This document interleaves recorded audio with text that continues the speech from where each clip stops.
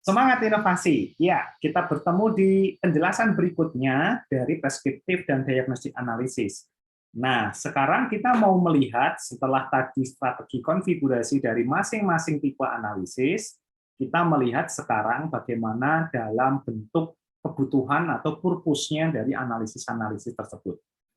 Nah, secara in general, analisis itu biasanya didekati dengan dua pendekatan besar. Yang pertama adalah analisis yang digunakan untuk mendukung reporting, dan yang kedua adalah analisis yang digunakan untuk modeling.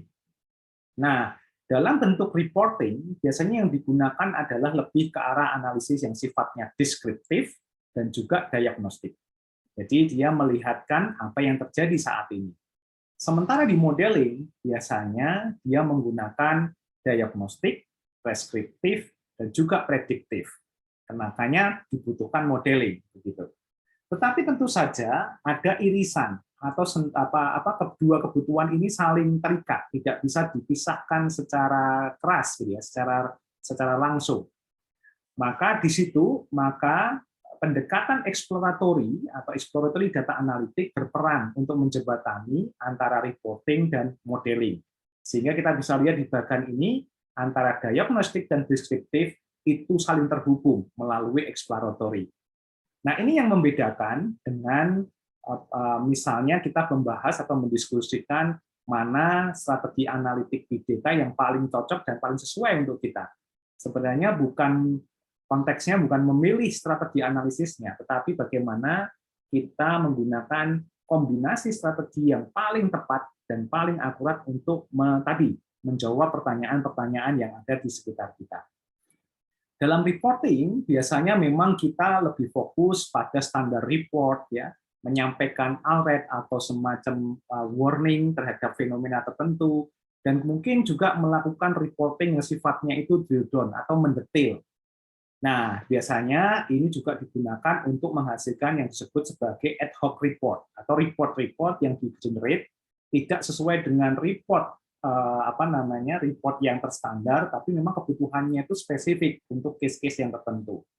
Nah, sementara yang modeling ini cukup banyak berguna nanti. Digunakan untuk predictive modeling, jadi melihat atau membangun sebuah data model yang nanti digunakan untuk memprediksi apa yang terjadi di data berikutnya. Kemudian juga melakukan forecasting atau semacam kita melakukan estimasi bagaimana ke depan akan growth-nya data, kemudian fenomena datanya dan lainnya. Juga kita bisa melakukan optimization, jadi melakukan optimasi agar nanti data yang masuk ke kita itu benar-benar optimize untuk keperluan analisis kita.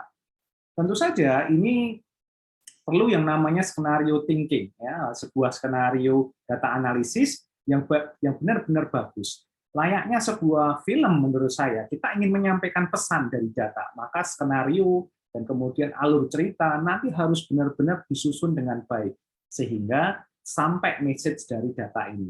Maka peranan statistical analysis, kemudian mechanism based model, systematic dynamic model, dan agent based model menjadi penting. Nah, tentu saja ini merupakan bahasan yang sangat detail dan sangat teknis untuk membahas masing-masing ini. Tentu saja nanti kita akan bahas khusus di video berikutnya mengenai masing-masing pengertian ini. Secara tidak langsung atau secara intinya, saya berharap rekan-rekan melihat ini bahwa ternyata dengan kita mengedepankan atau memfokuskan pada strategi analisis big data yang tadi saya sebutkan, kita bisa melihat manfaatnya. Kita bisa membuat reporting dan kebetulan kita bisa membuat modeling sehingga kita bisa melakukan exploratory dan juga prediktif situasi-situasi yang akan datang. Nah, pada poin ini kita kemudian mulai merasakan manfaat analisis big data pada level yang advance akan pada level seperti itu. Nah, rekan-rekan sekalian, berikutnya adalah tentu saja sebagai sebuah analisis, diagnostic analysis ini digunakan dengan beberapa teknik umum yang biasanya dilakukan. Biasanya dilakukan dengan konsep data discovery, kemudian melakukan drill down, melakukan teknik data mining, dan juga mengkorelasikan antara variabel-variabel yang saling bertautan atau berpotensi bertautan. Harapannya dengan melakukan discovery proses ini, kita bisa menganalisis dan juga mengidentifikasi apa sebenarnya sumber-sumber data yang membantu kita untuk kemudian menginterpretasikan data. Memang teknik yang paling famous atau paling familiar atau sering digunakan adalah dengan teknik drill down.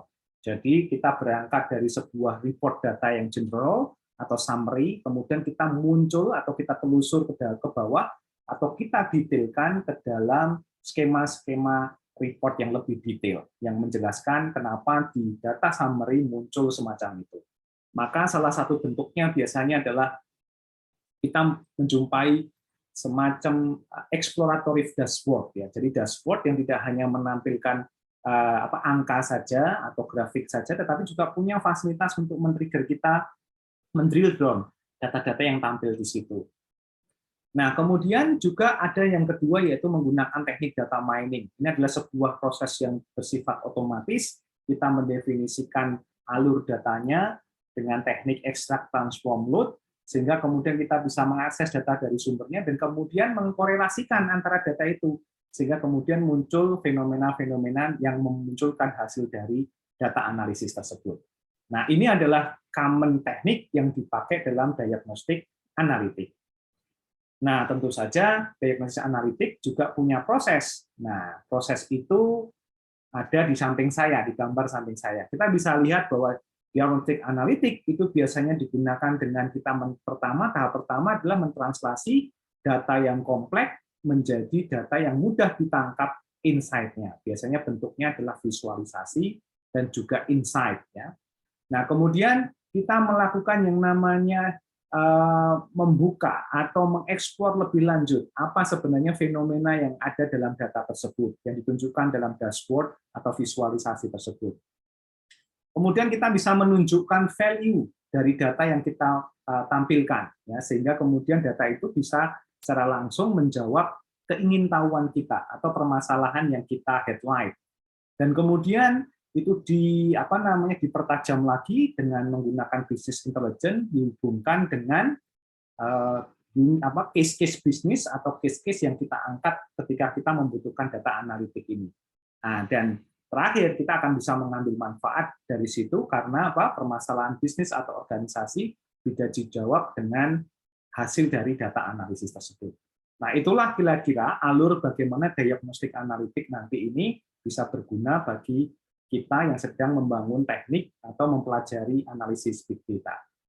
Penjelasan berikutnya akan saya sampaikan di video berikutnya. Semangat inovasi!